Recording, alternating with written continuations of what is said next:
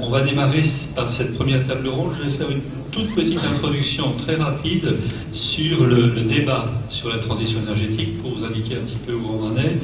Pour ceux qui n'ont pas suivi les avatars et les méandres, et les différentes instances, donc ça va être très rapide et après ça permettra de démarrer ce débat pour lesquels on va retrouver donc Denis Baupin, juste à ma droite ici. Denis, merci d'être venu. Denis est, vous le savez, vice-président de l'Assemblée nationale. Il a fait partie, il est membre du Conseil national du débat sur la transition énergétique au titre du Collège des élus, et puis député de Paris. Merci également aussi à Bernard Laponge, Bernard qui est tout au bout, ici, qui est un des administrateurs et fondateurs de l'association Global Chance, que vous connaissez tous, je pense, et puis a fait partie du groupe d'experts du débat. Et puis Stéphane Kerkhove, juste à côté de Denis Baupin, est délégué général d'Agir pour l'environnement, membre également du Conseil du débat sur la transition énergétique. Et ce débat sera animé par Philippe Beauvais. Un petit mot simplement au niveau du rappel, mais alors très rapide, des instances du débat, parce qu'elles sont aussi compliquées que nos arbres, des solutions, des problèmes, des contraintes, etc. Il y a un vrai maquis. Disons que pour simplifier, sur ce débat qui a démarré en janvier, qui devrait se terminer le 18 juillet prochain, on retrouve tout en haut de la pyramide un comité de pilotage dont l'ex-ministre Delphine Batho a pris la présidence, donc maintenant j'imagine que la présidence de ce comité de pilotage est reprise par notre nouveau ministre,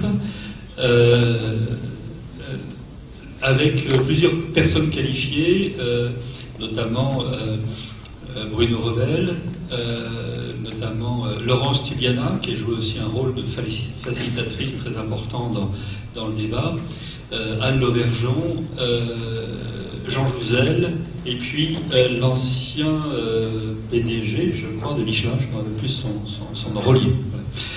Voilà. Donc un petit groupe de comité de pilotage, de sages en quelque sorte, entre guillemets.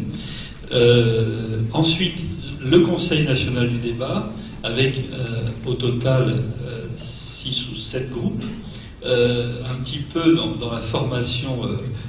8 groupes, oui, c'est ça. Donc un petit peu dans la formation Grenelle, mais avec l'ensemble des acteurs, ONG, syndicats, représentants du patronat, les élus, les collectivités, etc.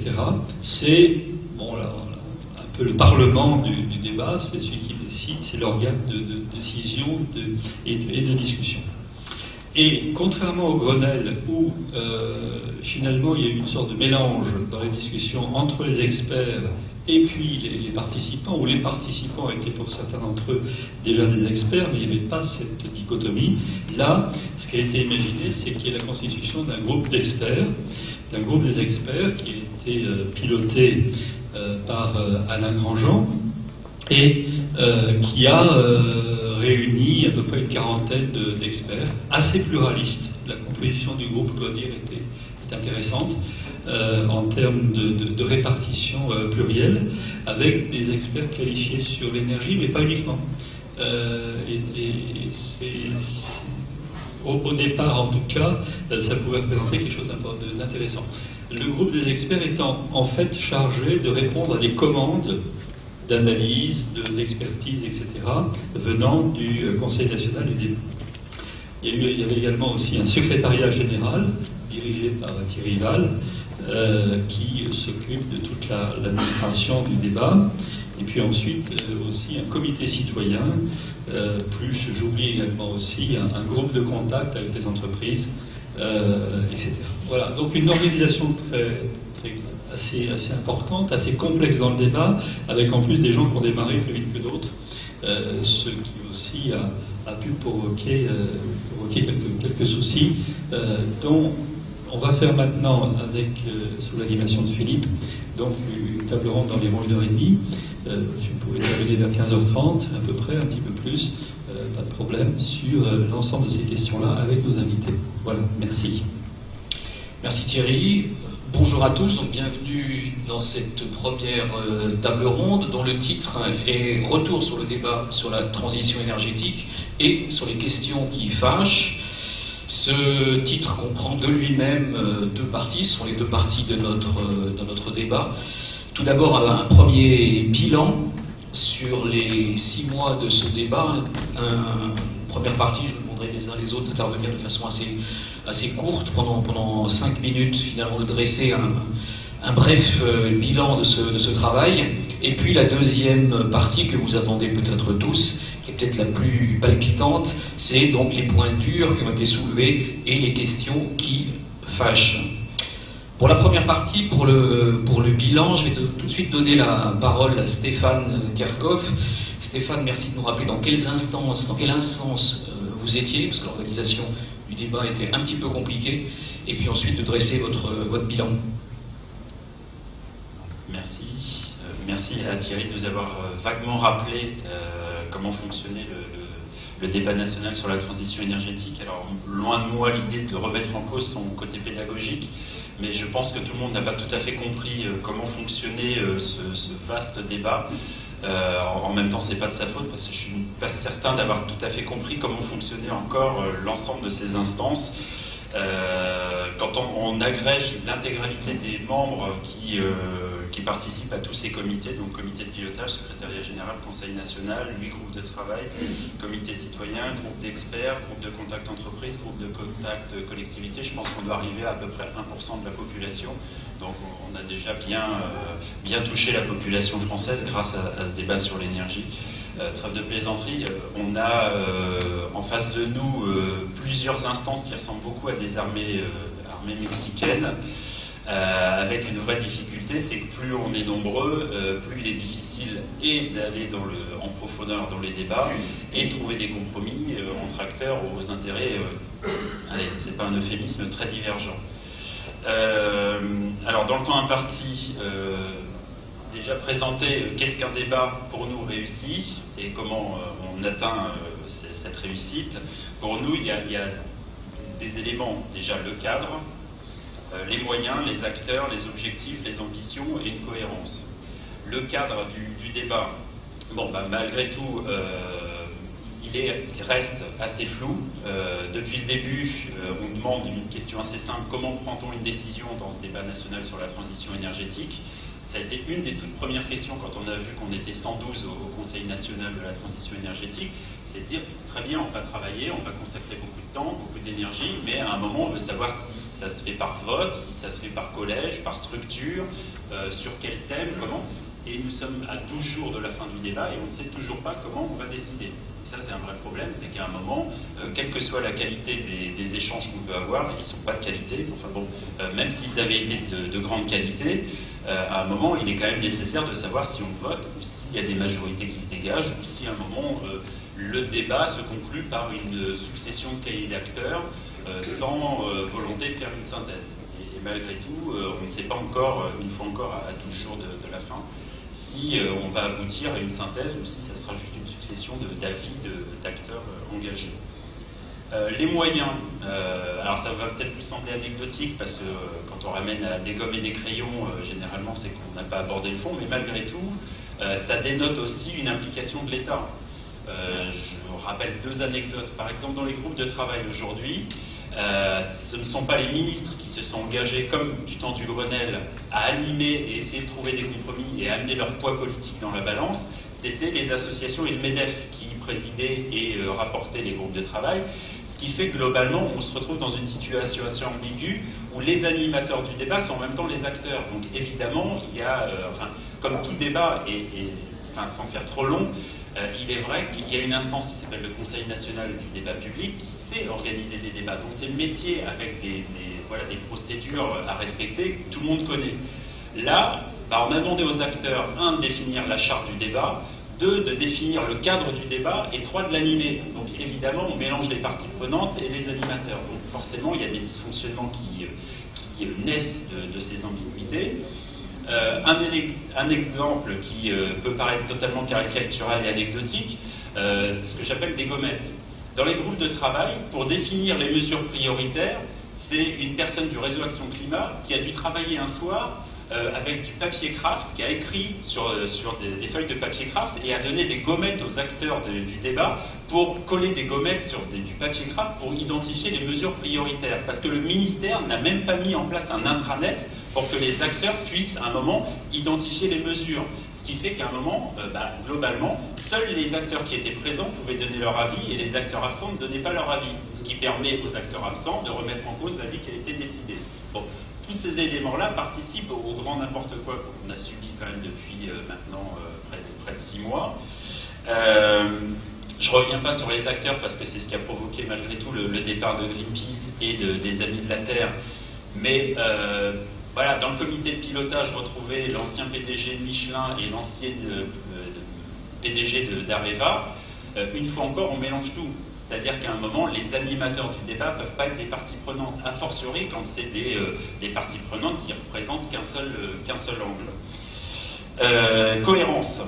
Cohérence, quand on dit débat national sur la transition énergétique, nous on y va en se disant on va débattre de tout. Sauf qu'au cours du débat, on nous a dit oui, mais alors les infrastructures, 245 milliards d'investissements inclus dans le schéma national des infrastructures de transport, c'est pas dans le débat sur l'énergie parce qu'il y a une commission mobilité 21 qui l'aborde. Ah bon. Les bâtiments, il y a un plan bâtiment. Ah bon. La fiscalité, il y a un comité fiscalité. Ah bon. Les investissements, ça sera dans le cadre d'un plan d'investissement d'avenir, donc on ne l'aborde pas non plus. L'enfouissement des déchets, c'est BUR, c'est encore à côté, etc., etc. Donc globalement, on s'est retrouvé à côté d'une multiplication de dispositifs parallèles au débat national sur la transition énergétique, qui fait qu'à un moment, on ne savait pas très bien si on était là pour décider ou si on était en parallèle de commissions qui allaient réellement décider. Et ça, c'est très ambigu parce que du coup, vous avez beau, par exemple, dans le cadre du groupe de travail numéro 1 sur l'efficacité et la sobriété, aborder la sobriété énergétique des bâtiments. Si parallèlement à ça, vous avez un plan bâtiment qui sort et qui est publié au milieu du débat national sur la transition énergétique, et globalement, vous vous retrouvez avec des décisions. De la même façon, sur les transports, le débat national a acté, entre guillemets, alors je ne sais pas si c'est acté, parce que la décision n'est jamais prise, mais d'un moratoire sur les infrastructures autoroutières. Sauf que vous avez une commission mobilité 21 qui hiérarchise un certain nombre de projets autoroutiers.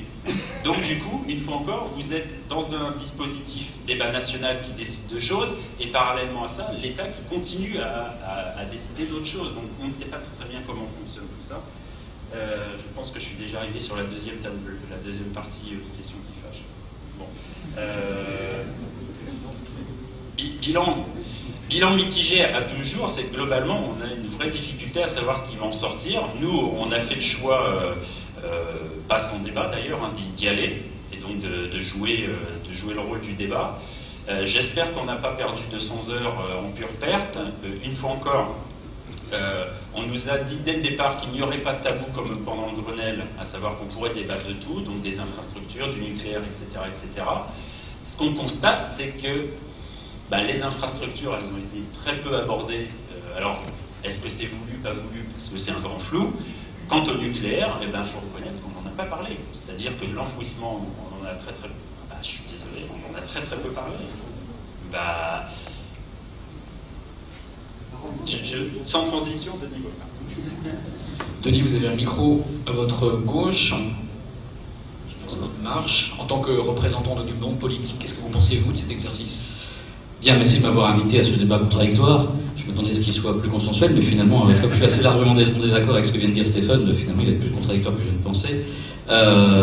Pour ma part, donc membre du Conseil national, j'ai participé à toutes les réunions du groupe de travail sur les scénarios, j'ai présidé le groupe de travail sur la compétitivité et je participe au groupe de travail sur les questions de distribution.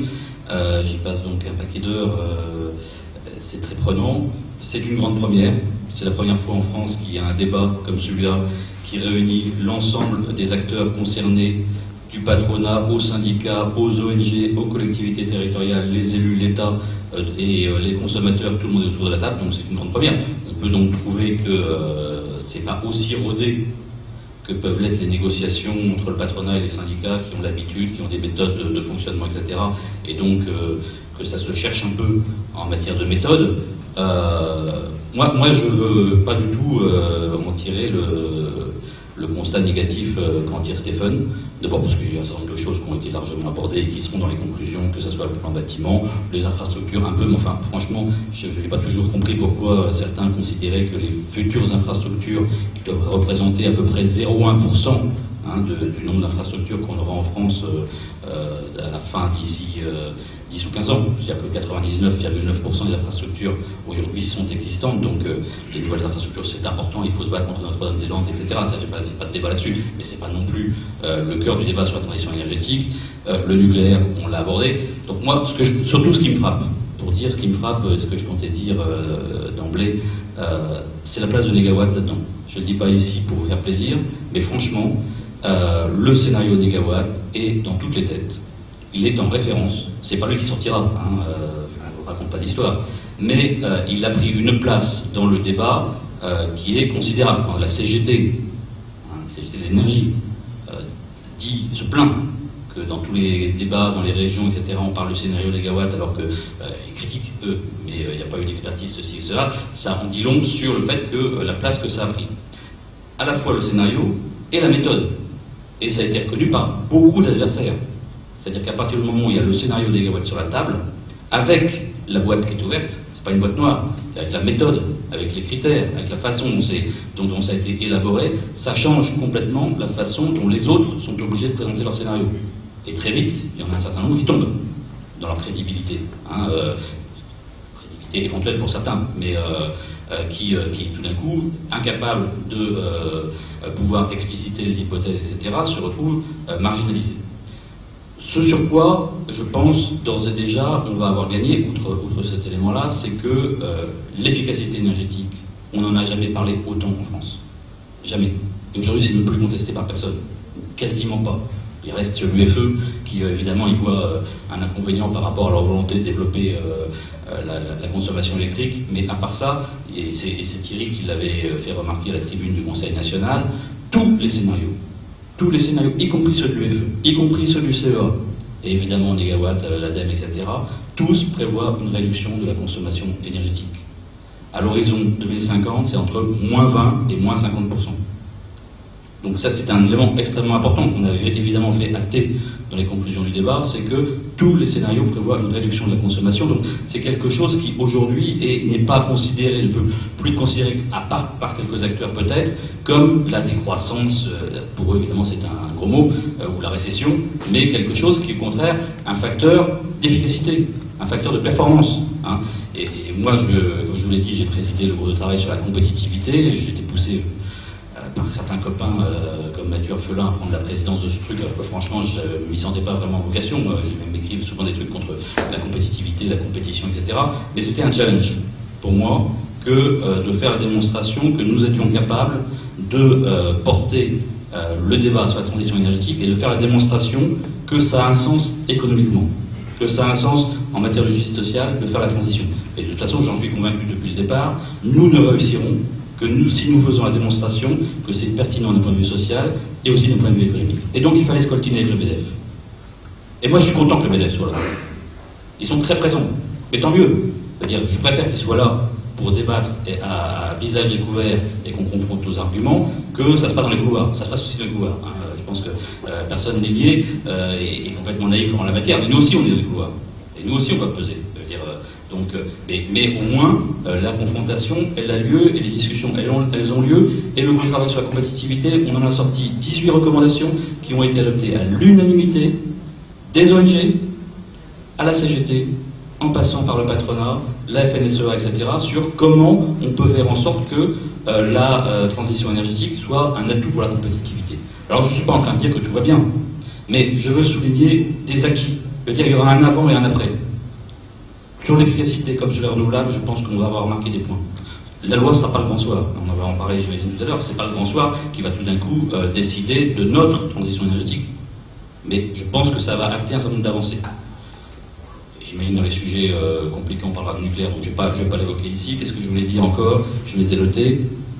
Enfin quand même, là où aussi où on a commencé à démystifier un certain nombre de choses, c'est justement sur ces questions économiques et d'emploi.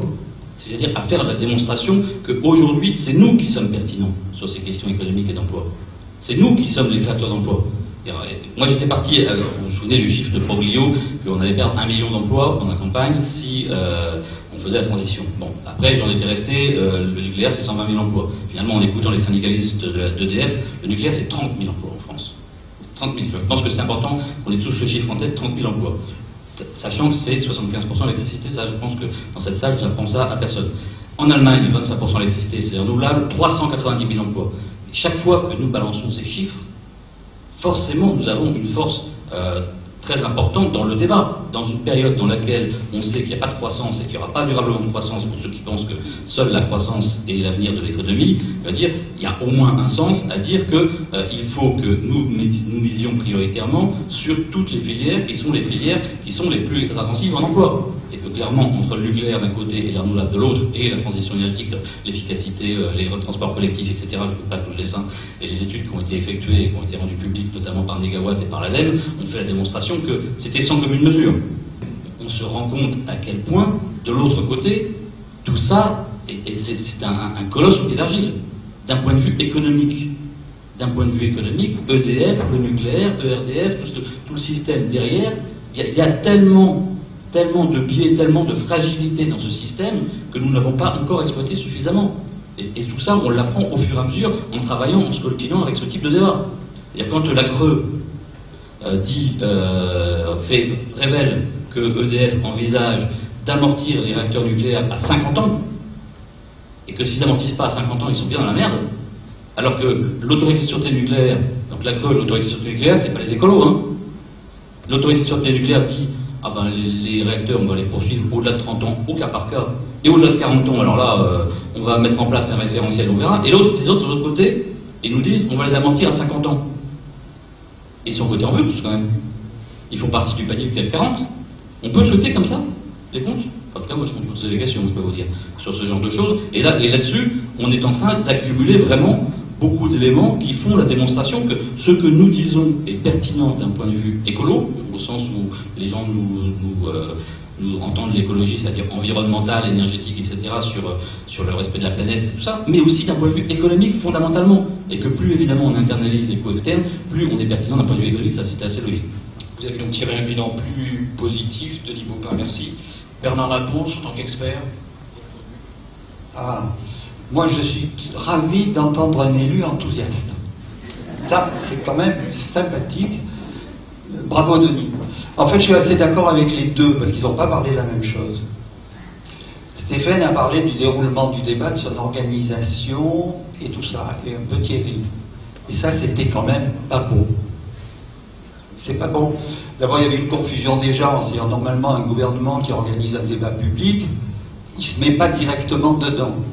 Or, c'était de ce point de vue-là quand même assez verrouillé, puisque c'est la ministre qui présidait le comité de pilotage. Dans le comité de pilotage, il y avait quelques personnages sulfureux, ça a été dit. Après, il y avait un secrétariat national qui était aussi confié à un haut fonctionnaire. Bon, donc les synthèses sont écrites grosso modo par les mêmes. C'est pas le Conseil national qui écrit les synthèses, c'est le secrétariat national et le comité de pilotage. Donc quand même, il fallait veiller ces gens-là veillaient au grain, si je puis dire. Troisièmement, le groupe des experts. J'ai fait partie du groupe des experts de façon beaucoup moins active que Thierry Salomon. Mais dans le groupe des experts, sur les 50, il y en a 10 qui ont été actifs, on peut dire. Le groupe des experts n'avait pas d'existence en tant que groupe, parce que celui qui était chargé de l'organiser a été nul. Et donc, les experts sont plus ou moins débrouillés d'intervenir. Alors Thierry est beaucoup intervenu, et d'ailleurs ce qu'a dit Denis sur le scénario de Négawatt est tout à fait exact. Le groupe gouvernance, par exemple, a bien travaillé parce qu'il y avait deux dirigeants du groupe, deux experts qui étaient très bien, donc c'était sympathique. Puis d'autres fois, ça foirait parce que les experts n'étaient pas bons. Enfin, si vous voulez, c'était quand même extrêmement bordélique. Et je pense que le fait de séparer d'un côté les membres du Conseil national, ONG, etc., et les experts, c'était un peu dommage, parce que ça aurait été plus agréable que tout ce monde travaille ensemble. Ce qui n'a pas été dit, peut-être dès le début, c'est que ça a été enrichi d'une certaine façon par les débats régionaux, mais là aussi, il faut faire des synthèses de débats régionaux, et finalement, l'ensemble de ces synthèses, plus les avis citoyens, qui eux sont très intéressants, font que, bon, on arrive à un document dont on peut quand même pas dire qu'il soit très fameux. Alors, là où Denis a raison, c'est que ce document confirme la victoire culturelle, au moins, sinon politique, de ceux qui depuis longtemps parlaient d'efficacité énergétique, de sobriété, et c'est vrai que même la réduction de la consommation d'énergie, qui si elle se réalise serait extraordinaire, enfin c'est la première fois qu'on verrait ça, est quand même dans les textes, dont acte. Mais du point de vue du déroulement de ce débat, moi je pense que par rapport au temps passé par les uns et par les autres, c'est quand même un peu, ça a été très fatigant et on ne peut absolument quand même pas dire ce qu'il en sortira du point de vue de la loi. Alors quelques détails. On a parlé des ONG, tu l'as dit gentiment, il y en a 2 qui sont partis. Moi je pense que bon, il y a 3 ONG pas mal sur les questions nucléaires qui ont décidé de ne pas participer. Une qui, au départ d'ailleurs, ne devait pas participer, c'est le réseau Sortir du nucléaire. Et moi je comprends assez bien, parce que s'ils avaient participé, la moitié aurait hurlé à la traîtrise, et s'ils n'avaient pas participé, il y a l'autre moitié qui a dit qu'il fallait participer. Donc c'est un réseau complexe, et donc en fait je pense que c'est un résultat de l'histoire. Par contre, je ne comprends pas, absolument pas, pourquoi Greenpeace n'est pas resté. Et pourquoi j'accorde particulièrement d'importance à ce jugement, c'est qu'en fait c'était l'organisation la plus porteuse sur la question nucléaire. Et là je suis quand même pas d'accord avec Denis, le nucléaire a quand même très peu été abordé. Alors, il y a eu la réaffirmation du 50% de François Hollande, sans que d'ailleurs soit éclaircie la question du 50% de quoi, puisqu'il y a toute la bagarre sur les scénarios. Alors on peut espérer que si la consommation d'énergie décroît, peut-être que la consommation d'électricité décroîtra, mais c'est pas acquis. Autant l'énergie c'est assez acquis, autant l'électricité c'est pas acquis. Deuxièmement, sur la sûreté nucléaire, bon, moi j'ai fait des papiers qui ont été transmis au Conseil national, etc. Mais il y a eu un manque d'intérêt assez général, y compris de la part des ONG. Et ça a été quand même, moi personnellement ça m'a surpris. La facilitatrice du débat, Laurence Dupiana, avait promis un débat sur la sûreté nucléaire qui a disparu à partir de certains jours, je ne sais pas pourquoi. Or, cette question du risque nucléaire, alors je suis d'accord avec Denis, que les arguments économiques contre le nucléaire s'accumulent. Donc on peut penser que ça finira par ébranler au moins la bourse. Cela dit, la question de la sûreté n'a pas été traitée dans le Conseil national. Il se trouve qu'elle est traitée par ailleurs, puisque Denis en particulier a organisé une audition parlementaire, etc. Donc le sujet n'est pas oublié, mais si vous voulez, quand on sait que dans la politique énergétique française, le fer de lance depuis 50 ans, presque la chose sacrée, était le nucléaire, on a dit que c'était pas tabou, mais dans les faits, ça a disparu. Et moi je regrette beaucoup, parce qu'il y avait la question du MOX, qui est quand même une calamité qui n'a pas été abordée, et la question des déchets, qui est traitée par ailleurs, mais qui aurait dû être intégrée dans le débat. Donc, quand même, une déception sur le plan de l'organisation elle-même. Moi, je suis assez d'accord avec ce qu'a dit Stéphane sur le fait que la Commission nationale du débat public a quand même été créée pour les débats, et je n'ai pas compris pourquoi le gouvernement voulait absolument inventer une nouvelle formule qu'en fait il n'a pas très bien organisé. Alors je termine sur ces questions parce qu'après on parlera d'autre chose, par une annonce sur le débat justement de l'enfouissement des déchets radioactifs, qui est un problème très grave, comme je pense que vous le savez. Le débat a mal commencé puisqu'il y a eu des tas de manifestations de la part de certains qui ont fait que les débats n'ont pas pu se dérouler. Donc ça recommence sous la forme de débat vidéo, mais en ligne directe avec appel. Les gens appellent comme question sur la radio, là, comment ça s'appelle, téléphone sonne. Donc là c'est vidéo sonne. Et donc le premier c'est le 11 juillet, avec Benjamin Dessus, président de Global Chance d'un côté, et puis une autre personne que je ne connais pas, qui sera soit l'IRSN, soit l'Andra. Donc vous pouvez suivre cette émission, donc c'est le 11 juillet au soir. Et recommandation, si vous posez des questions, il ne faut pas la poser à votre adversaire, il faut la poser à votre ami. Ce qui en général n'est pas compris. Les gens se disent, oh, on va rouler le mec de l'Andra.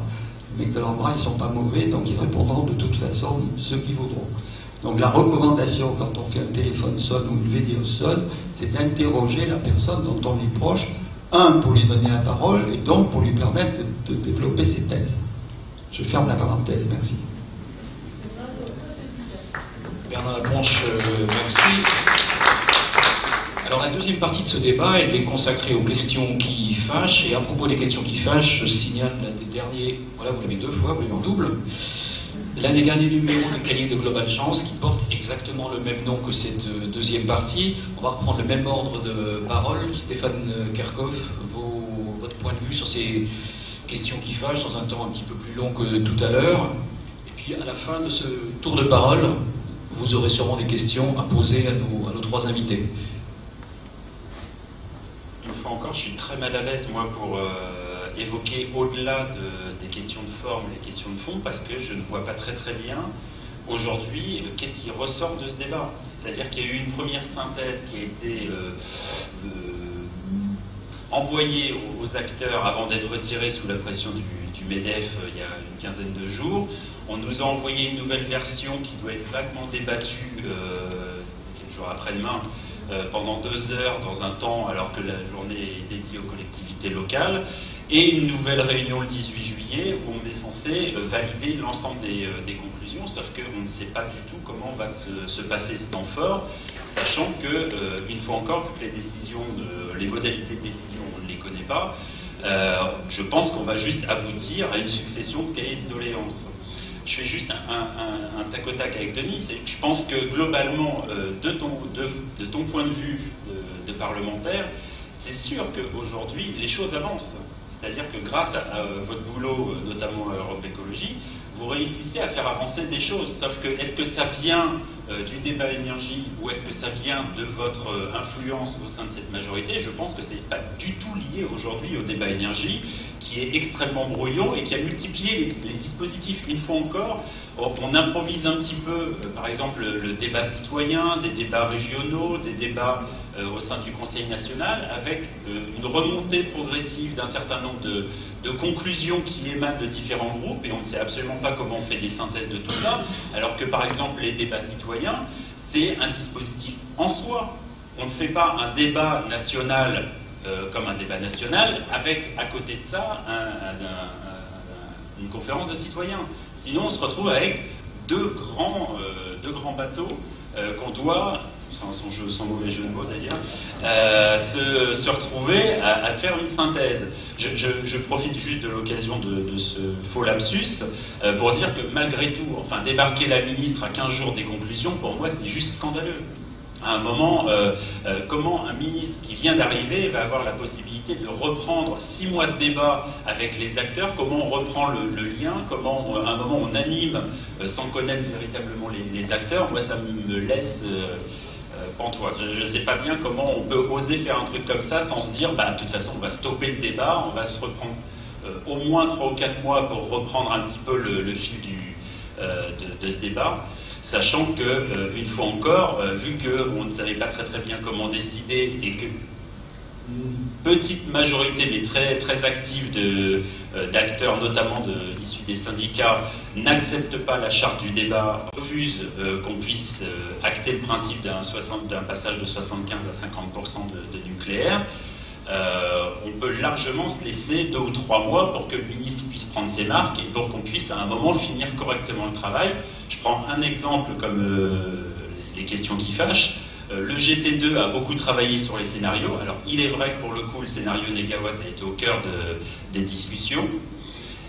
Qu'il y a eu une analyse multicritère ou une tentative d'analyse multicritère des scénarios pour voir si est la route par rapport au facteur 4, par rapport à un certain nombre d'items qu'on a entrés pour les évaluer, et qu'au dernier moment, on a dit, bon, on arrête tout. Du coup, on ne sait pas, alors que nous, ce qu'on souhaitait, c'est qu'à un moment, le Conseil national puisse se pencher sur les scénarios et dire, celui-là ne respecte pas le facteur 4 GES en 2050, celui-là le respecte, etc., etc. Sauf qu'au moment de décider, on a dit, hop, ça y est, on part en vacances. Les experts se sont arrêtés. Ça, pour le coup, c'est juste pas acceptable, parce que du coup, ça veut dire que et le GT2 a travaillé pour rien. Enfin, je ne veux pas dire ça, parce qu'on va encore être en désaccord, mais malgré tout, ce qui nous permettait de faire émerger et de pouvoir s'appuyer enfin sur le scénario négawatt, non pas comme scénario militant ou associatif, mais comme reconnu par une institution ou par le débat national, là, ça ne sera pas le cas. Et je trouve que ça, c'est une grande perte de travail parce que, du coup, on aurait pu bien avancer et s'appuyer sur ce scénario reconnu par les institutions. Après, sur la multiplicité des propositions formulées alors qu'ils rencontrent un intérêt, qui sont consensuels, pas consensuels, alors c'est une armée mexicaine qui a inventé une auberge espagnole, si vous voulez. C'est qu'on se retrouve avec une immensité de propositions. Enfin, le groupe Sobriété, il doit y avoir une centaine de propositions. Une fois encore, le dispositif étant assez flou, on s'est demandé si on devait attendre les résultats du groupe de travail mixte énergétique et scénario pour pouvoir, à partir des scénarios, dire est-ce qu'on prend mesure par mesure ou est-ce qu'on fait mesure par mesure et on voit quel impact ça a sur la consommation d'énergie et le bilan carbone. On n'a jamais su si c'était l'œuf ou la poule et du coup, on a fait les deux en même temps. Et du coup, on a par exemple des mesures, réduction de la vitesse sur autoroute, moratoire sur les projets autoroutiers qui potentiellement effectivement vont avoir très très peu d'impact sur les émissions de gaz à effet de serre. Enfin, des choses qui ne sont pas de même nature que l'isolation de 600 000 bâtiments. Sauf qu'on n'est pas capable de les évaluer, qu'on ne s'est pas donné les moyens de les évaluer, et quand on a saisi les experts, effectivement, ça a été une valse hésitation où on ne savait pas très très bien jusqu'où on pouvait les missionner. Et je réponds à Bernard, oui, effectivement, ce côté, on va créer un groupe d'experts à part et on les exfiltre du débat, a influé, alors pour le coup, je bats ma coupe, sur l'expertise des associations. C'est qu'au regard, par rapport à l'analyse qu'on peut faire, une analyse comparée Grenelle et débat national, l'expertise des ONG est quand même beaucoup plus faible. Pourquoi elle est beaucoup plus faible? Parce qu'on a retiré un certain nombre d'experts proches des ONG et on les a mis dans un grand truc, groupe d'experts, dans lequel, je ne sais pas s'ils étaient muselés, mais en tout cas ils étaient moins efficaces que s'ils étaient intervenus directement au Conseil national. Bon voilà, ces éléments-là expliquent aussi un peu ces... et je suis désolé de ne pas aborder vraiment le contenu parce que... bon, voilà, refaisez votre AG dans 15 jours et on en saura, j'espère, un tout petit peu plus sur les décisions prises.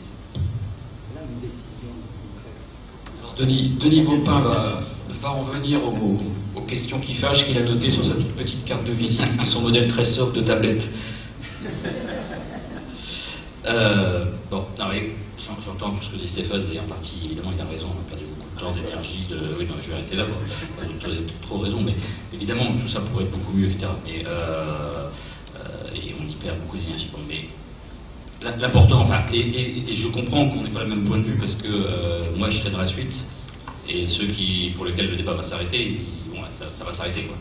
Nous les parlementaires évidemment on va avoir les dates d'après donc on pourra peser. Et enfin, je pense qu'il y a quand même un élément qu'il faut dire.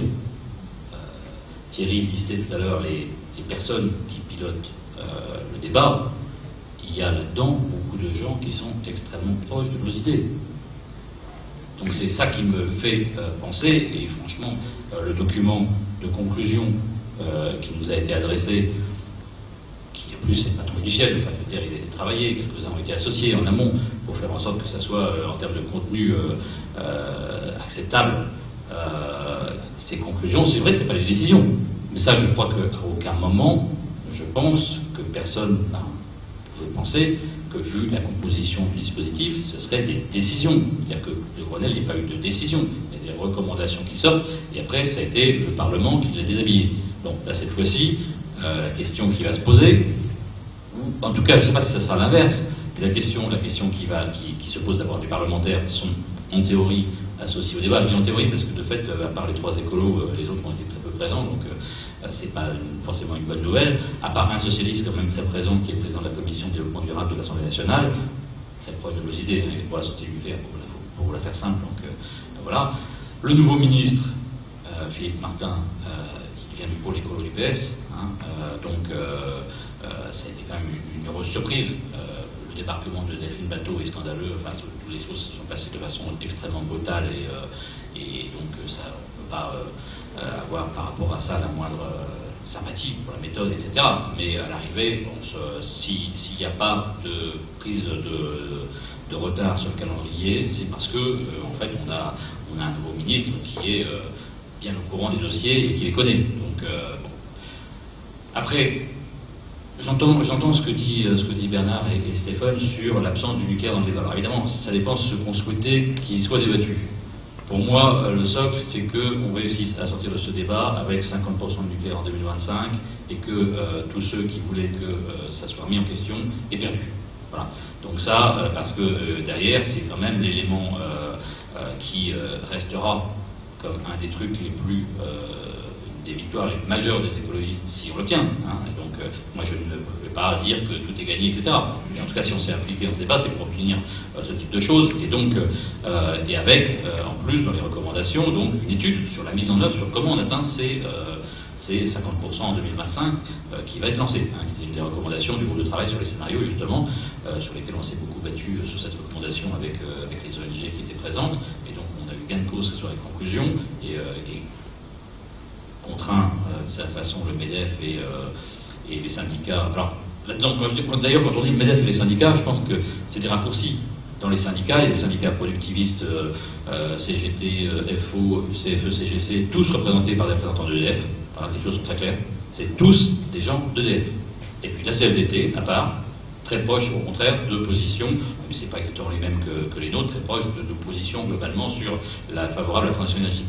Et dans le MEDEF, en fait, c'est assez compliqué parce que, de fait, on a des alliés dans la réalité. On a des entreprises de la transition énergétique. Je pense que je ne prends rien ici à personne. Des acteurs qui ont intérêt à ce développement. Mais une véritable prise en otage du MEDEF par l'EDF, dans une période où ils étaient eux-mêmes en élection interne. Je ne sais pas s'il y a des élections internes de très difficiles à négawatt, mais enfin, tous ceux qui sont ici présents doivent participer à d'autres organisations dans lesquelles tout le monde sait bien, quand on a des congrès internes, des élections internes, etc., ce n'est pas les moments où il y a le plus d'audace dans les choses. Et évidemment, au sein du MEDEF, c'est le conformisme qui l'a le plus emporté. Et donc, finalement, une prise en otage, donc, que je disais, par EDF, mais qui, donc, quand on discute avec les uns et les autres, on sent que ça craquelle, et que je pense qu'on a fait une erreur, collectivement d'ailleurs, sur le groupe de contact des entreprises, d'avoir autant mis sur le côté, parce qu'à l'arrivée, ça a donné un document assez insipide qu'ils ont produit, mais il y avait des comptes rendus des groupes de travail, dont on me dit, moi je ne les ai pas eu, mais dont on me dit des gens qui nous sont proches, qu'à l'intérieur, il y avait pas mal de propositions assez intéressantes, notamment sur l'efficacité énergétique dans le domaine de l'électricité, dans le domaine de la mobilité, etc. Et donc des choses sur lesquelles on peut s'appuyer, parce qu'il y a des acteurs économiques qui ont bien compris, de toute façon, que globalement, le système aujourd'hui, il va dans le mieux. Quand on a 70 milliards d'importation d'énergie fossile, c'est pas durable. Quand on dépend d'un nucléaire dont on ne sait pas exactement quel va être l'avenir, combien il va coûter, etc. Bon, est-ce que c'est vraiment durable, etc. Ils se sont mis d'accord entre eux, en fait, sur l'histoire du gaz de schiste, qui était une façon d'éviter c'est-à-dire l'idée, nous demandons le gaz de schiste, comme position défendue par Laurence Parisot, par le MEDEF, comme une espèce de point de consensus pour éviter de se diviser. C'est entre ceux qui sont les consommateurs d'énergie et qui, évidemment, n'ont pas les mêmes intérêts que les producteurs d'énergie, qui eux-mêmes, et un troisième, qui sont les entreprises de l'efficacité énergétique. Et donc, une partie de notre rôle dans l'histoire, c'est peut-être qu'on l'a pas complètement encore rempli, mais qui fait partie du taf à l'avenir, c'est vraiment de scissionner ça. D'ailleurs, l'initiative prise par un certain nombre d'ONG il y a quelques jours de lancer un lobby dont le nom m'échappe sur l'efficacité énergétique. Coalition sur l'efficacité énergétique, avec le GIMEC, des ONG, etc. Bon, voilà, c'est la tentative de démonstration que oui, il y a des convergences possibles entre acteurs. Alors sur la question du nucléaire, évidemment, on n'a pas abordé le Vox. On n'a pas abordé la balle de la filière. Voilà. C'était un débat sur l'énergie. Donc, évidemment, moi, j'aurais préféré qu'on aborde tous ces sujets. Vous pouvez imaginer, j'avais mis la question du MOX dans l'accord avec le PS, donc c'était pas pour qu'on les lutte quand on se retrouve aux responsabilités. Donc, on va y revenir. Et je vais y revenir avec des amendements à la loi quand elle arrivera, ça c'est sûr. Mais dans le débat tel qu'il était, mon sentiment, c'est qu'on n'avait pas forcément intérêt à charger la barque et à y aller encore plus sur la question nucléaire, parce que ça allait renforcer l'expertise affirmée des gens d'EDF à l'intérieur. Et donc, ça peut être une frustration. On a quand même réussi à faire venir Pierre-Franck Chevet, auditionné donc le président de la SN, par le débat. Donc, on a quand même les acquis sur la question nucléaire. C'est, les 50% qui vont être réaffirmés dans les conclusions.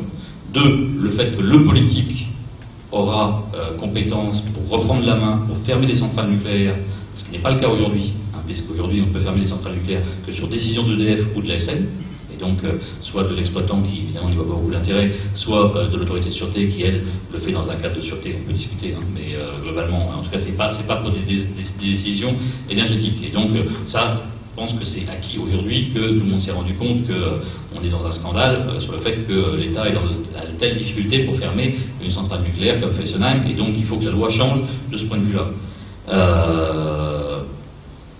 Et puis aussi sur toute la gouvernance de la sûreté nucléaire, sur lequel il y aura des choses qui vont être actées. Voilà les points d'appui. Je le redis, hein, pour moi, et j'en fais l'explication aussi en interne de mon organisation évidemment, la loi qui va venir ne sera pas le grand soir.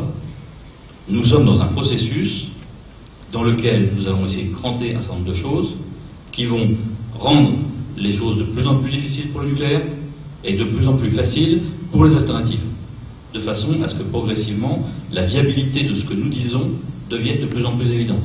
C'est-à-dire que plus on aura monté en puissance sur les renouvelables, plus on aura pu monter en puissance sur l'efficacité énergétique, plus je pense, ou alors c'est ce qu'on se plante tous ici dans cette salle totalement, plus je pense il apparaîtra que ce que nous disons est pertinent. Et donc, sans attendre qu'on ait gagné sur tout, etc., l'idée c'est qu'on ait franchi des marches qui vont nous permettre de nous servir de point d'appui pour ensuite aller de plus en plus. Et si, je le pense, on ferme déjà Fessenheim dans cette mandature, eh bien on aura tout d'un coup cassé un tabou. Casser un tabou. Hein, et c'est bien pour ça que les mecs qui se battent contre, en face. C'est pas uniquement parce que les 2 réacteurs de Fessenheim sont absolument indispensables. C'est qu'ils ont bien compris que si on commence à montrer que c'est possible d'enfermer, alors à partir de ce moment-là, on aura ouvert une boîte qui, je l'espère, ne se refermera pas. Enfin, la boîte, mais le reste, oui, se refermera. Et donc, voilà, mais c'est compliqué, c'est un pari. Hein, et donc, mais là, je parle en tant que politique. Regardons les rapports de force tels qu'ils sont sortis de récentes élections. Hein, et donc ce que ça donne sur le poids qu'on pèse politiquement, et ce qu'on essaye d'obtenir, c'est des décisions qui doivent être prises à un moment ou à un autre à 50%. Et de ce point de vue-là, à l'Assemblée nationale, le débat va être compliqué, mais il y a aujourd'hui une évolution très significative des socialistes, hein, une bonne partie d'entre eux. Il y a aujourd'hui des gens qui sont assez proches de nous, il faut le dire, notamment les parlementaires qui sont membres de la Commission du développement durable à l'Assemblée nationale, PS, qui sont convaincus de la transition énergétique, il n'y a pas de sujet. C'est pas celle-là, cette commission-là qui est compétente en matière d'énergie, donc c'est plutôt la commission des affaires économiques. On a une commission des affaires économiques dans laquelle, je dirais, dans les socialistes, c'est à peu près 50-50. Mais même ceux qui sont pro-nucléaires, aujourd'hui, il n'y en a quasiment plus, à part peut-être Christian Bataille, pour dire qu'il faut rester à 75% nucléaire. Or, pour l'instant, ce qu'on essaie de se dire, c'est pas la sortie. Enfin, je veux la sortie, évidemment. Hein.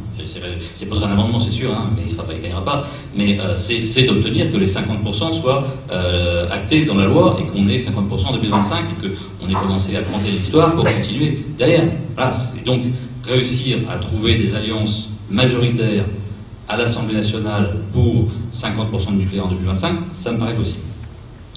Merci bien. Bernard Laplanche, c'est à vous pour les questions qui fâchent. Vous allez sûrement évoquer à nouveau le coût du nucléaire, la sécurité nucléaire et le gaz de schiste, peut-être aussi. Pas du tout. Moi, ce qui me fâche le plus dans cette situation, et qui s'aggrave, c'est qu'on s'interroge par rapport à la haute administration et au cabinet ministériel, si c'est de la publicité ou de l'incompétence. Alors je pense que c'est les deux, on a des proportions variables. Je dis ça parce que moi j'ai fait un papier pour la commission, enfin le groupe sur la gouvernance, sur les statistiques françaises. Alors certains l'ont peut-être lu, mais enfin c'est quand même, ça paraît anecdotique, mais c'est quand même très significatif.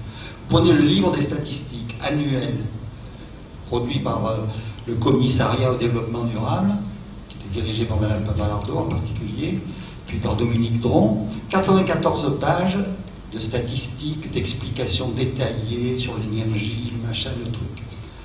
Vous faites rechercher, le mot uranium ne figure pas, le mot centrale nucléaire ne figure pas, et le mot réacteur nucléaire ne figure pas.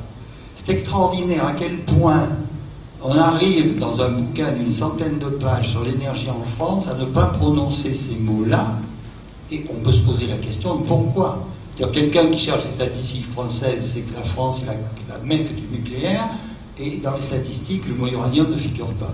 Pourquoi? Parce que si le mot uranium ne figure pas, il n'y a pas d'uranium.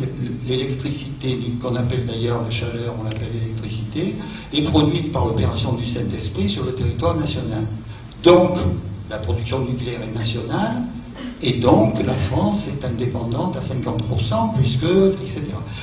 Donc, cette espèce c'est enfantin, c'est puéril, c'est imbécile, c'est tout ce que vous voulez, je veux dire, c'est ridicule, et bien ça se perpétue. Moi j'ai fait une note pour expliquer ça, tout le monde.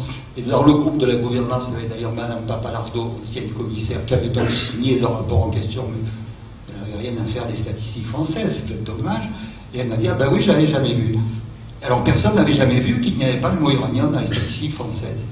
Alors, ça n'a l'air de rien, mais c'est quand même extrêmement significatif, si vous voulez. C'est qu'il y a du mensonge permanent, et quand vous travaillez dans ces secteurs-là ou ces milieux-là, et moi, on était ensemble au cabinet douanier, vous passez votre vie à chercher l'erreur, quoi. Où est le mensonge, où est la dissimulation, où est l'erreur? Deuxième exemple, la France doit envoyer tous les ans, pour respecter la directive service sur l'efficacité énergétique qui est sortie, qui est quand même un truc très important, puisqu'il y a des objectifs quantitatifs qui sont fixés pour la consommation d'énergie finale et primaire pour l'Europe. Chaque pays doit faire chaque année un rapport pour donner ses valeurs objectives, d'où la diminution de la consommation d'énergie dont parlait Denis, qui est un acquis du débat, mais qui est aussi le respect des directives européennes. On est un peu coincé là. Mais le débat n'a fait que comprendre cette directive européenne à moitié. Et alors le gouvernement français envoie à l'Europe ses valeurs. Et bien, alors il y a une valeur en consommation d'énergie finale, et puis une valeur en énergie primaire, qui est complètement fausse. Qui est complètement fausse parce que, mais on ne sait pas pourquoi, ils n'expliquent pas, ils ont donné une réponse à la noix, à Michael Field qui est ici, et si vous voulez, vous hésitez toujours elle n'est pas là. C'est pas grave.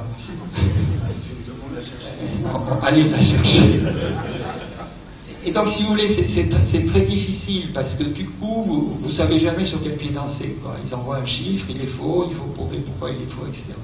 Alors ça s'étend, je termine là-dessus quand même, puisque c'est quand même ma préoccupation presque jour et demi, sur les questions de sûreté nucléaire.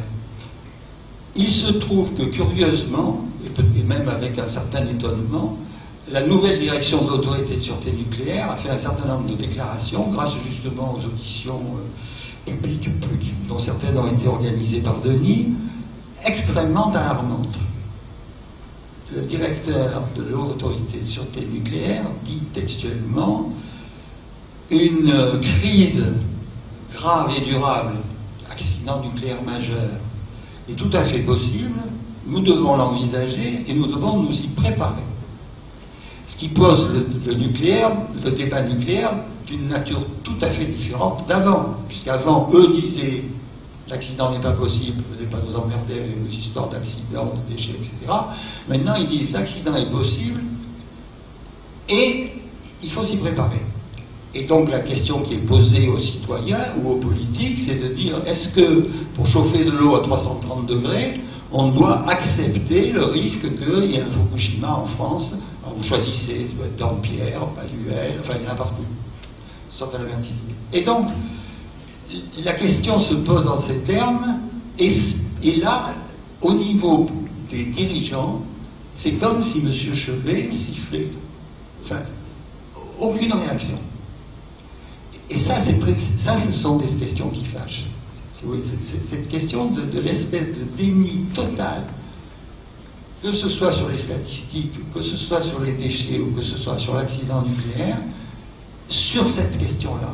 Alors après, on peut s'étonner, enfin, les interrogations de Stéphane, on les comprend, qu'est-ce que tout ça va devenir dans une loi si cette loi est concoctée par les mêmes? Hein? Parce que c'est quand même eux qui vont écrire les lois, ces gens-là, la haute administration et les cabinets. Et donc, je terminerai, et c'est pas du tout par flatterie ou flagornerie, c'est que on voit bien les limites, et on les a bien vues dans le débat, de l'ensemble courageux des ONG et des experts par rapport aux politiques. C'est-à-dire qu'à un moment donné, vous vous rendez compte que ce qui compte dans un pays démocratique, c'est la loi. Et que la loi, ça passe par les élus. Et qu'actuellement, dans les domaines qui sont les nôtres, ils sont encore trop peu nombreux. Et quand les gens disent « Oh, les élections, je ne sais pas quoi, ou les débats », ça veut dire qu'en fait, les élections ont une importance colossale. Parce que à l'automne, il va y avoir la discussion sur la loi. Et même si les conclusions, elles ne sont pas si mal que ça, les 15 conclusions qui ont été faites, qui ont été rédigées plus ou moins par le secrétariat national, mais quand même le comité de pilotage, et quand même sur la base des groupes de travail, c'est pas si mal que ça. Mais maintenant, il y a 3 mois de préparation de la loi, et là, ce qui va compter, c'est le rapport de force politique.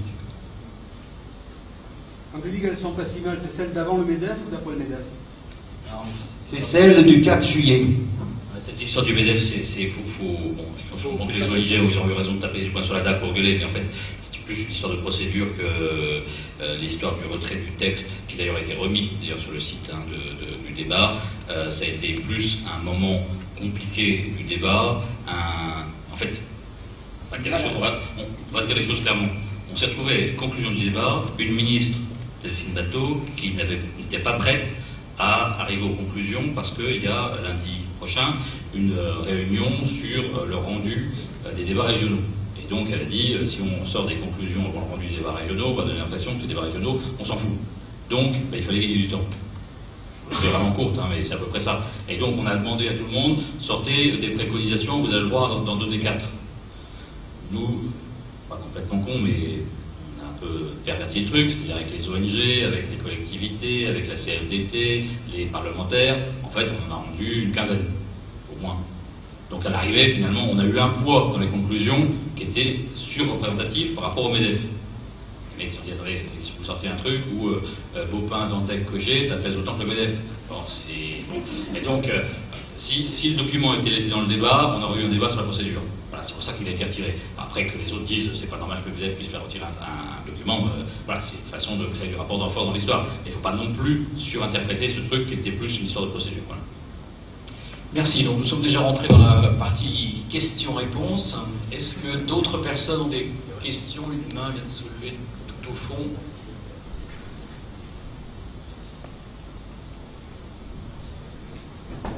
Monsieur, s'il vous plaît. Oui, donc André. Bon, moi j'entends ce que dit Denis, on appartient au même mouvement, il est évident qu'on ne peut pas être soupçonné d'être pour le nucléaire. Bon, même s'il y a des débats sur effectivement les chiffres ou les quantités, mais il y a quand même une chose qui est assez incompréhensible, c'est que on ne peut pas faire, à mon avis, et de l'avis de beaucoup de personnes, un débat sur la transition énergétique et ne pas aborder le nucléaire. Je suis désolé, mais Denis parlait des 75. Passer de 75 à 50, c'est rien. C'est rien. Si on fait, on nous fait croire que ça sera difficile. La première chose, c'est économiser de l'énergie. On nous fait croire que c'est très compliqué. C'est faux. C'est faux. Moi, je peux prendre quelques exemples. Pas n'importe qui. Des sociétés comme Schneider. Bon, moi j'habitais à Rueil, je connais bien Schneider. Schneider est arrivé en quelques années à réduire dans ses bâtiments, à faire 50% d'économie. On pourrait prendre le Japon, qui a été obligé de descendre, faire 30% d'économie. On peut prendre tous les cas possibles et imaginables. On ne peut pas là-dessus ignorer le nucléaire dans un débat. Ça me paraît... c'est comme si pour moi, c'est comme si on ne faisait rien, parce que on retrouve le nucléaire à tous les niveaux, et surtout par rapport à ce qui se passe actuellement avec le EPR. Cette question-là, on se l'est évidemment posée avant d'accepter de participer. La charte du débat, elle est explicite, elle dit on passera de 75 à 50. Donc ça veut dire qu'on acte le principe qu'on participe à un débat qui ne débouchera pas, malheureusement, vers une sortie du nucléaire. Sauf que, bon, la sortie, elle peut se décréter. Sauf que si on est minoritaire, et il faut le constater dans nos différentes assemblées, que ce soit le Conseil national ou à l'Assemblée nationale, on est minoritaire. Voilà. On est peut-être potentiellement majoritaire dans l'opinion publique, mais les représentants au sein du Conseil national ou à l'Assemblée et au Sénat sont majoritairement pour le statu quo. Donc réussir déjà à obtenir un passage de 75 à 50, c'est pas rien. C'est qu'on va déjà, malgré tout, on peut à un moment, de façon théologique, dire on va passer à zéro, sauf que globalement, on ne l'obtiendra pas. Donc il faut qu'on saisisse des outils qui sont à notre disposition pour essayer d'appuyer là où ça fait mal. Maintenant, une fois encore, moi je ne lis pas l'âpreté des débats, y compris à l'Assemblée nationale, mais moi dire dans la loi ça sera 50% fermeture, on obtiendra la possibilité de fermer une centrale et la sûreté nucléaire, ça c'est ce qu'on était censé avoir avant le débat, c'est-à-dire que ça c'est les engagements de François Hollande. Donc moi j'attends qu'un débat puisse affiner ces choses-là, qu'on ait des solutions et qu'on puisse avancer et qu'on puisse tenir compte du débat. Alors une fois encore, on est alors de puissance moins 10, mais malgré tout exposé aux mêmes contraintes que vous à l'Assemblée nationale, c'est-à-dire que la constitution du Conseil national a été faite de telle sorte que les écolos sont minoritaires. Et dans la société, oui, en même temps, quand on entend le comité citoyen venir nous faire des retours assez systématiquement, quand on a les sondages issus des débats décentralisés, globalement, sont massivement favorables à la transition énergétique, ils vont plutôt dans notre sens. Donc à un moment, il y a quand même un chaînon manquant entre les citoyens qui, malgré tout, si on leur demande s'il faut construire des centrales nucléaires, ils ne sont pas prêts à accepter, et des responsables politiques qui sont majoritairement, une fois encore, favorables au statu quo. Voilà, donc, et une fois encore, là moi j'appuie sur le côté, le risque nucléaire est suffisamment important pour qu'on saisisse de tous les outils. Décréter qu'on ne participe pas à un débat parce qu'il ne sortirait pas complètement du nucléaire, on peut continuer comme ça encore pendant quelques décennies, parce que Bataille, je pense qu'il peut encore tenir encore une petite quinzaine d'années à l'Assemblée nationale. Donc appuyons-nous sur ces trucs-là et appuyons fortement pour que on ne se contente pas des petites conclusions de ce débat, mais qu'on obtienne plus de choses. Oui, deux points. Un, je pense que si Négawatt ça a été créé, c'est sans doute du constat qu'il ne suffisait pas de dire sortir du nucléaire pour gagner, mais qu'il fallait démontrer que c'était possible. Et donc il fallait des scénarios qui montrent comment on faisait. C'est ce qu'on est en train de faire dans le débat.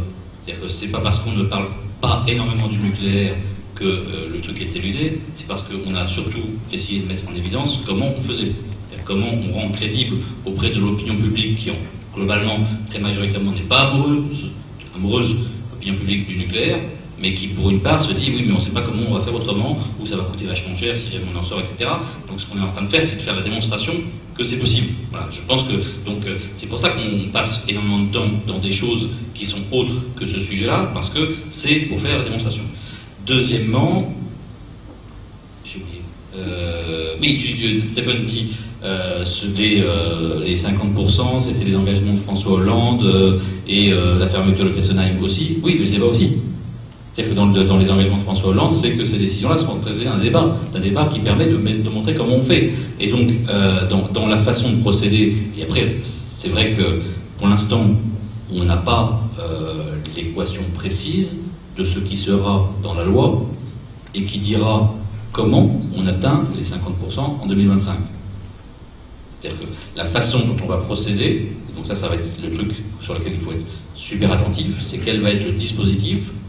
Bon, l'idée, on ferme Fessenheim en 2016, on ferme, je sais pas comment, en 2017, machin, 2018, etc. Ça, ce sera pas dans la loi, parce qu'on voit bien qu'on n'en est pas à la capacité, y compris d'ailleurs, on ne sait pas exactement nous-mêmes si Greenpeace a sorti une étude, mais enfin bon, c'est plus pour faire un coup que vraiment une étude extrêmement fouillée dans le détail de l'ensemble des critères sur l'ordre de fermeture des centrales. Nous-mêmes, on ne sait pas forcément tous complètement au clair sur dans quel ordre il faut le faire. Donc il y a besoin d'un travail, et c'est une étude qui va être demandée à l'issue du débat. Donc il faut trouver comment on crante des choses pour rendre irréversible qu'on passe de 75% à 50%, c'est-à-dire on réduit d'un tiers la production nucléaire. Au minimum d'un tiers. Hein, c'est les choses, et donc il faut que ça soit écrit aussi clairement que ça, que c'est réduire d'un tiers la puissance nucléaire de production en France. Voilà, c'est pas seulement passer de 75% à 50%. C'est comment donc, pour passer de 75 à 50, il faut au minimum réduire d'un tiers la puissance, donc le nombre de réacteurs. C'est d'ailleurs, je rappelle que dans l'accord qu'on avait signé avec le Parti socialiste, c'était marqué 24, hein, d'ici 2025, donc qui reste le chiffre qui pour nous est la référence. Oui, justement, il faut bien, ça c'est nouveau, de dire que les 50, pour passer de 75 à 50 dans la production d'électricité, pour que ça se traduise par réduire d'un tiers, c'est différent. Il faut réduire d'un tiers la quantité de production nucléaire, c'est-à-dire en valeur absolue. Et ça serait vachement bien. Non, sur le nucléaire, je peux juste ajouter, c'est que je suis tout à fait d'accord. En fait, le raisonnement qui a été fait par les gens qui ont participé au débat, et c'est une question tactique importante, c'est de dire, pour gagner des gens à notre cause, c'est important de montrer, de faire la démonstration qu'on peut faire autrement. Puisque beaucoup de gens, ils aiment pas le nucléaire, mais ils disent on ne peut pas faire autrement. Donc c'était de montrer que, d'où le scénario de Gigawatt, etc. Le nucléaire apparaissant comme une différence qui serait en train de diminuer. Moi, ma préoccupation, c'est la question du risque, qui est une question un peu différente, parce qu'on pourrait dire, par raisonnement économique, le nucléaire est de plus en plus cher, c'est nul, ça fait des tas de trucs, des déchets, etc. C'est pas bien.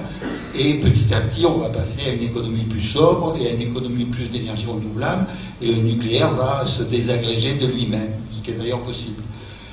Là-dessus, il y a quand même la question du risque qui fait que, par exemple, je considère qu'aller au-delà de 40 ans pour les réacteurs nucléaires, on prend un risque qui devient assez considérable. Et donc, il faut arriver à garder l'équilibre entre le raisonnement de type scénario dans lequel on met en évidence l'efficacité énergétique et les renouvelables, et aussi le raisonnement sur les risques, le risque d'accident, dont on voit bien que maintenant, Fukushima, pratiquement, plus personne n'en parle.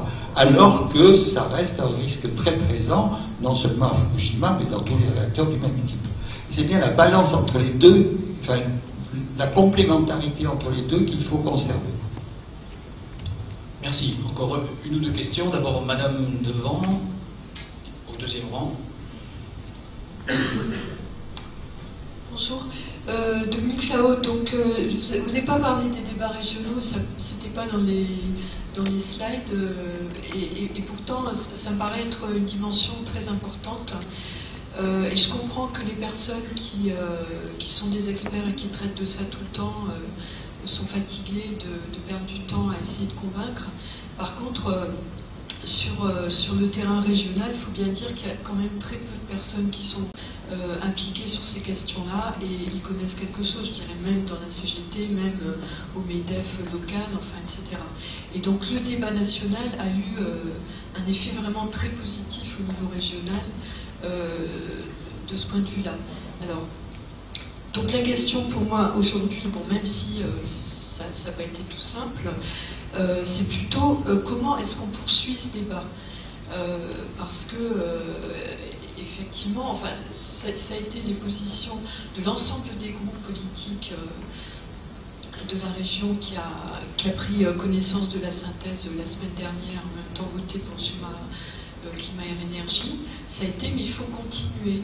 Alors, je pense que pour certains, en arrière-pensée, c'était de dire il faut continuer parce que là, finalement, vous nous emmenez un peu loin avec votre schéma régional qui est très volontariste. Mais peut-être qu'il faut aussi s'appuyer là-dessus pour continuer le débat. Et là, on est un peu gêné parce que sans cette dynamique nationale, c'est pas du tout sûr qu'on arrive à faire quelque chose au niveau régional. Oui, déjà, dans la dernière proposition du fameux document de synthèse qui a été distribué et qui sera bientôt discuté, il y a déjà la notion de suivi de cette politique de transition énergétique par la création. Alors ça ne répond pas directement à ta question, mais c'est déjà un élément. Créer un conseil d'orientation de la transition énergétique, institution forte et pluraliste, poursuivre ce qui se passe. Donc ça aura un caractère national, mais je pense que cette idée peut être reprise au niveau des régions. Peut-être pas toutes, parce que ce serait peut-être pas une obligation, mais continuer à avoir l'habitude d'avoir cet ensemble des collèges, parce que ça, c'est vrai que c'était une bonne idée, d'avoir, y compris au niveau régional, l'aspect développement économique lié à des programmes d'efficacité et tout ça. Moi, je crois que ça les intéressera, les gens, de continuer à avoir ce type d'organisation, quitte à continuer à organiser assez régulièrement des conférences débats ou des débats sur ces questions. Parce que ça a quand même créé, peut-être dans la moitié de... Je ne sais pas quelles sont les régions qui ont été... Si toutes les questions... Je ne sais pas, est-ce que toutes les régions ont fait des débats ou pas? Bon. La moitié? Bon.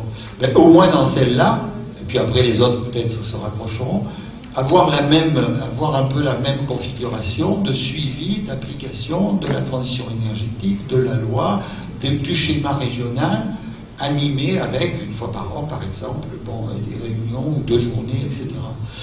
En profitant de la dynamique dont tu as parlé, c'est-à-dire qui a été quand même créée par la transition énergétique, quitte à faire venir des gens, bon, tu vois, maintenir cette dynamique, sachant qu'au niveau national, il y aura quelque chose. Je pense que cette proposition sera acceptée par tout le monde. Il y a une autre question dans le milieu.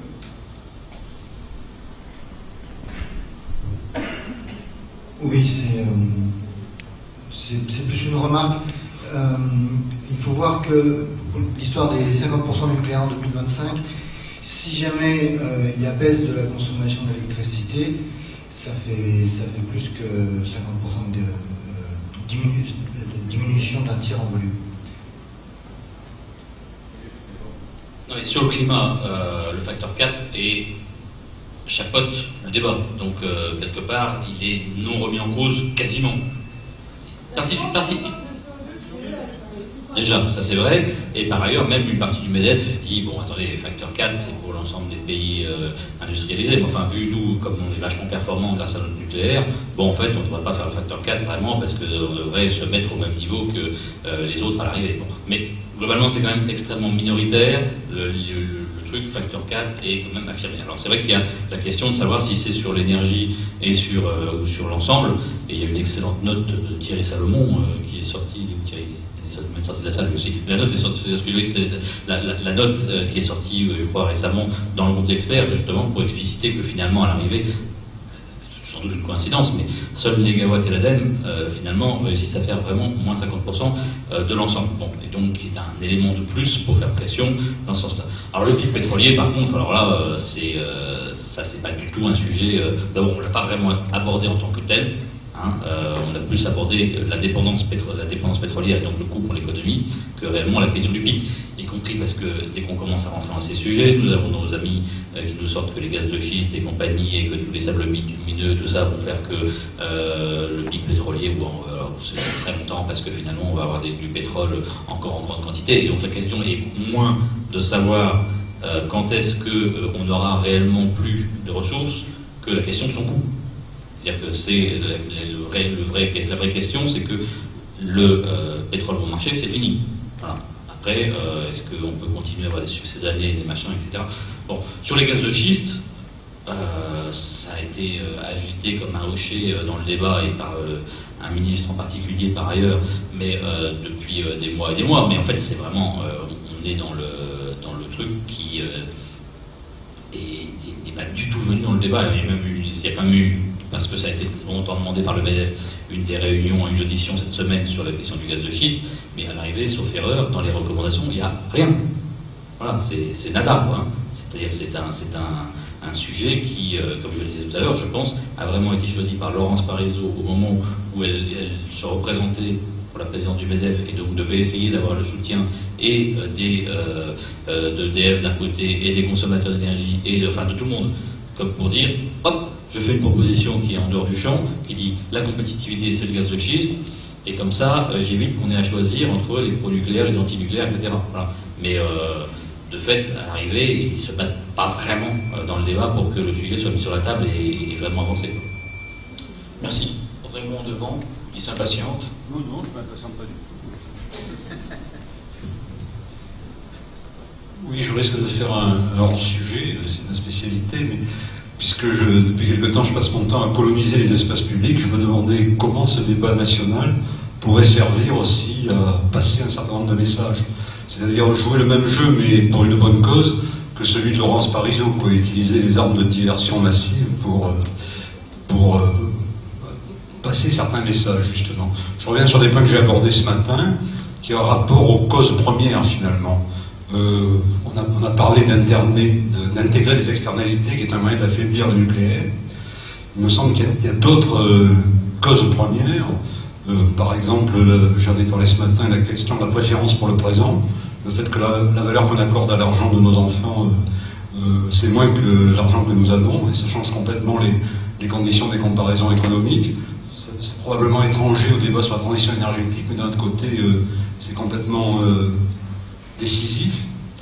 Il y a aussi, voilà que ça m'échappe maintenant, la question du financement, tout simplement. Je ne sais pas si on en a encore parlé, mais aujourd'hui nous sommes dans une négation de la réalité, quoi, l'austérité pour réduire les déficits, alors qu'on a sous les yeux l'évidence, et puis c'est aussi une loi économique qu'on apprend en première année de Sciences Éco, qu'on ne peut pas avoir de la croissance en réduction en même temps qu'on réduit les dépenses publiques.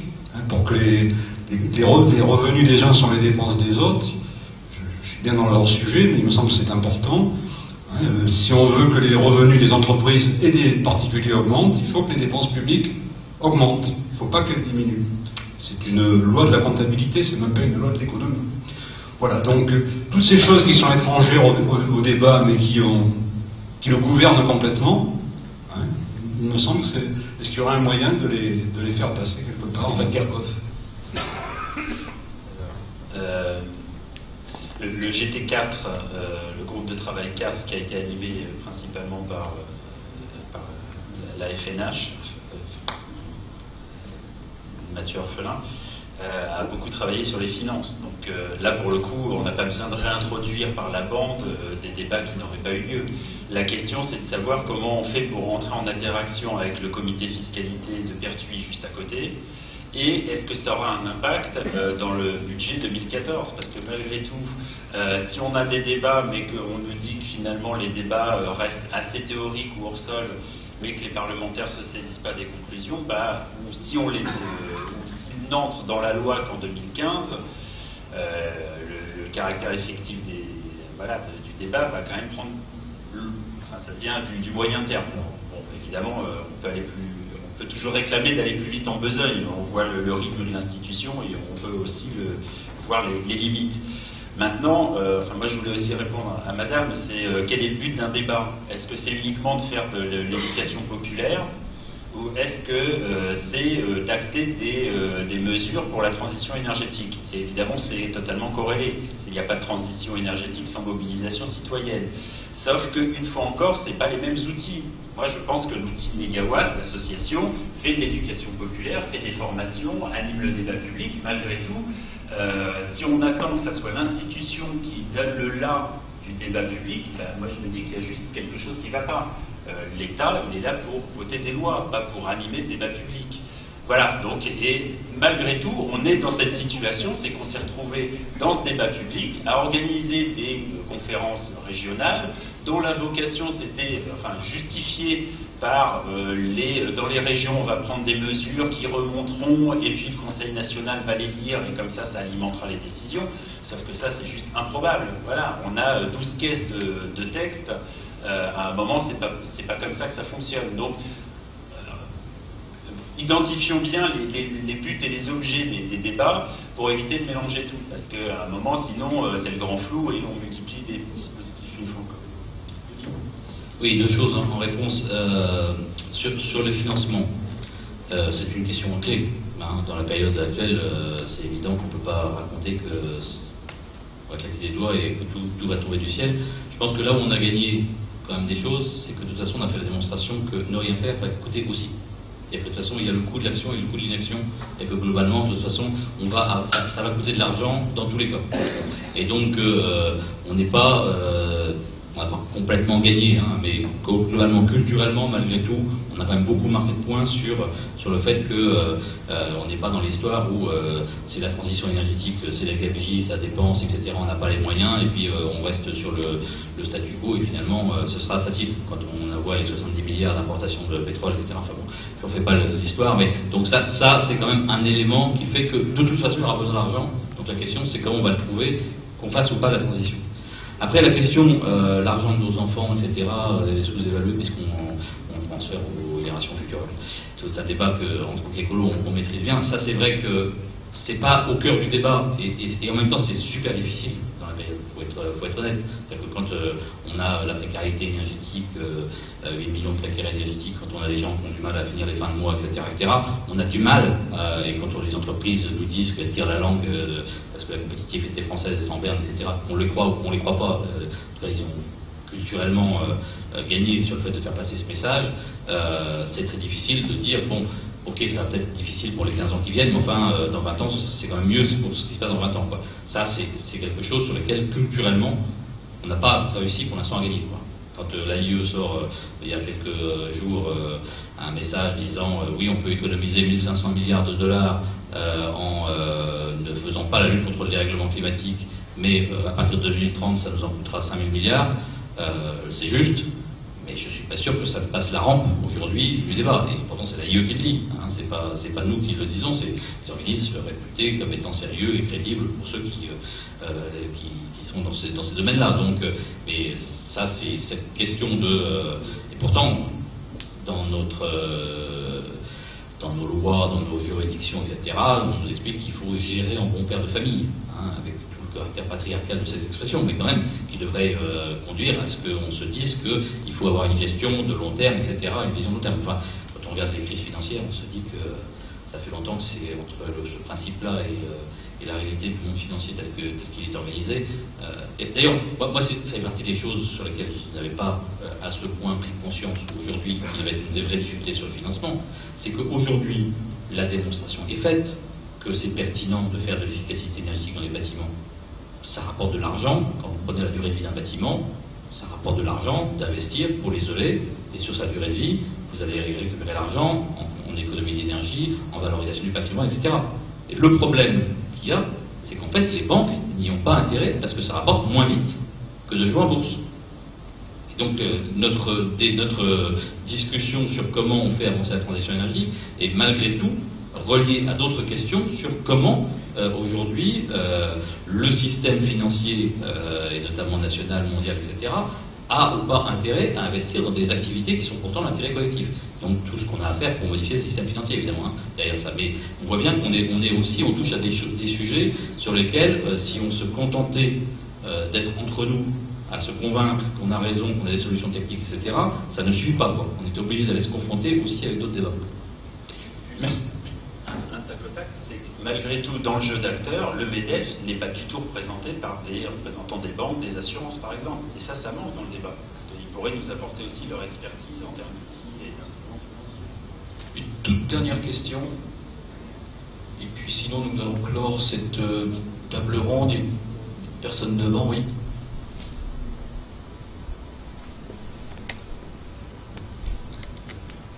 Je vais juste poursuivre peut-être le propos de Denis Baupin en mettant une petite nuance sur l'idée ne rien faire coûte aussi, donc les choses vont se déclencher. Je crains que ce ne soit pas le cas, qu'il faille du temps pour que ça se déclenche quand même. Je vais reprendre l'exemple que je connais, celui de la collectivité pour laquelle je travaille.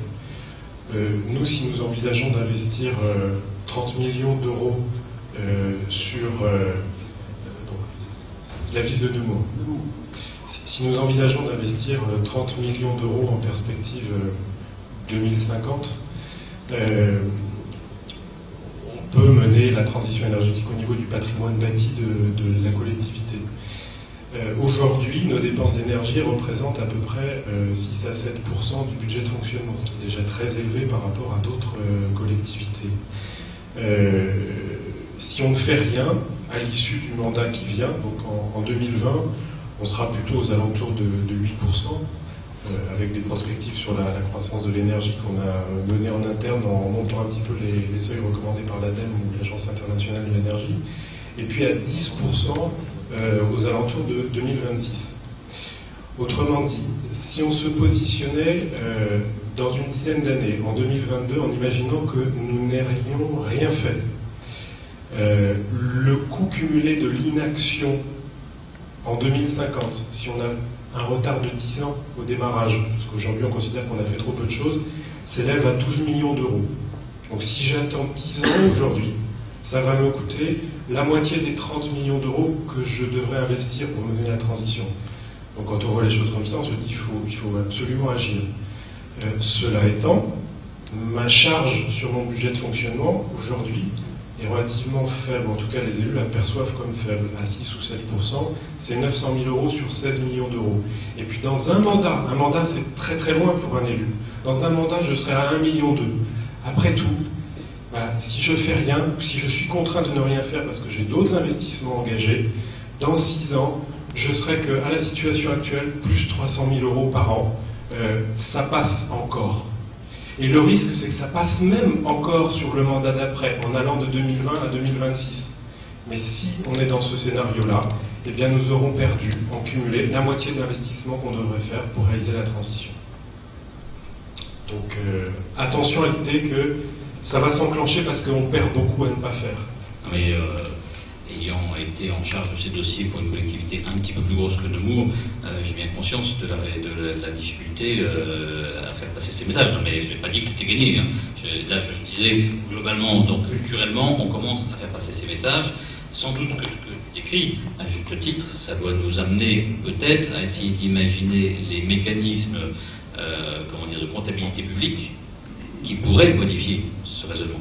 C'est-à-dire qui ferait qu'on réussisse à ce qu'un investissement, on l'amortisse sur une durée suffisamment longue pour que finalement ça soit étalé et que ça n'apparaisse pas dans le coût du budget de l'année X où on le fait et qui évidemment pénalise les élus qui prennent la décision. Ça, mais ce que tu racontes, oui, ça, malheureusement on le connaît dans toutes les collectivités et l'État pareil. Hein, et donc la question c'est sans doute que, mais ça c'est vrai que même pas mettre dans le groupe de travail sur le financement, je ne pense pas qu'on ait travaillé sur ces questions-là, alors que c'est quand même assez clé ce que tu racontes, parce que c'est dans la psychologie des élus, et que c'est les élus qui décident, et qu'à un moment, la question, c'est la durée du mandat. Quoi. Ça, malheureusement, un des points les plus difficiles à changer.